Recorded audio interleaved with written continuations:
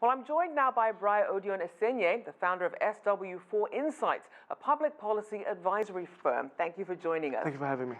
So, looking at this latest data, what should we read into how China's economy is faring overall? Also, I think there is no doubt that is going through a slowdown, right? You have industrial output down compared to what expectations were. Not only that, you have investments in fixed assets, which are the assets you use to produce the goods that China exports to the rest of the world, also down. And then now you're seeing it feed through to the consumer side, to the consumption side, shall I say, where retail sales are also below expectations. So I think it's fair to conclude at this point that the Chinese economy is not going at full throttle.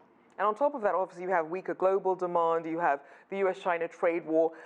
Do you think the impact, especially of weak global demand, is that going to become a new normal for China, or are there any indications that that might change in the foreseeable future? Well, so I view it as a chicken and the egg situation, being that the slowdown in China caused the global slowdown, or that the global slowdown caused the slowdown in China, right? It's one of those things where I think there's not quite a clear consensus which came first. But I do believe that the Chinese economy is central to the global growth engine. There are a lot of emerging market economies as well as developed economies that do rely on China for their export demand. So I think so long as China is in a slump, shall we say, the rest of the world will surely grow at a slower pace. Now, despite that slump, we did see that a National Bureau of Statistics spokesperson said that China is confident of meeting its economic target. What factors do you think would either support or challenge that prediction? Well, I think there's a big elephant in the room, which is the trade war, right? And then do we get this phase one deal that perhaps might roll back tariffs, might perhaps cancel the December 15th tariffs that are set to go into effect? And would that sort of insert some certainty that then lays the foundation for future talks down the road? I think that's a major factor that will determine anything else going forward.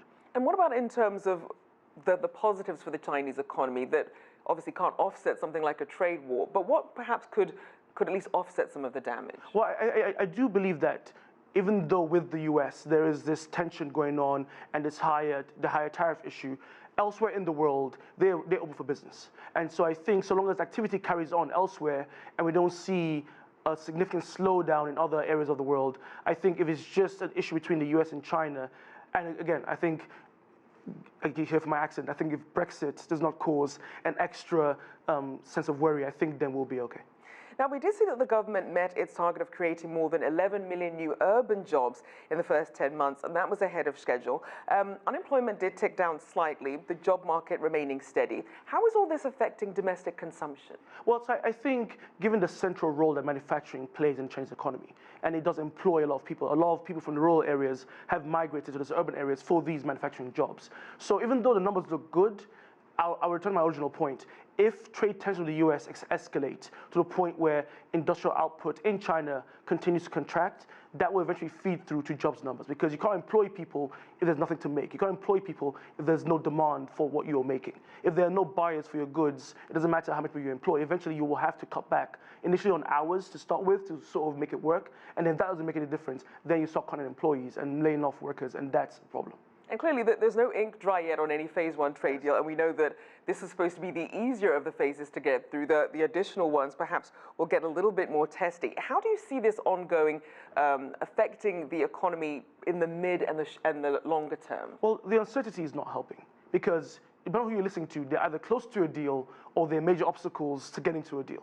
Right, so Larry Kudlow, one of the senior White House economic advisors, says they're almost there. Just a few, dot the I's, cross the T's, and they'll have it. And then Trump, at his speech this week to the Economic Club of Washington, said, "Well, if we don't get a deal, I'm perfectly happy to raise tariffs some more." And so, if you're a factory owner, if you're a financial market investor, what do you do? The uncertainty is not going away. So I think the key in the short term is to address that uncertainty and inject more certainty. So as an investor, as a business owner, you know what's coming tomorrow and you can make decisions. Long term, I think if they're able to at least get some meaningful agreements around buying farm products, around intellectual property protections, around equal access to markets, if they can at least do something that installs goodwill on both sides, I think that would bode well for future negotiations. And we know that China is continuing to reform and to open up. What are investors still looking for, just quickly? I think the key thing is market access. They want to be confident that the same level of access that Chinese firms get to the US, for example, that a US firm can enjoy the same level of treatment going into China. All right. right, thank you. Always good to have you on. Brai Odion-Esene there, the founder of SW4 Insights.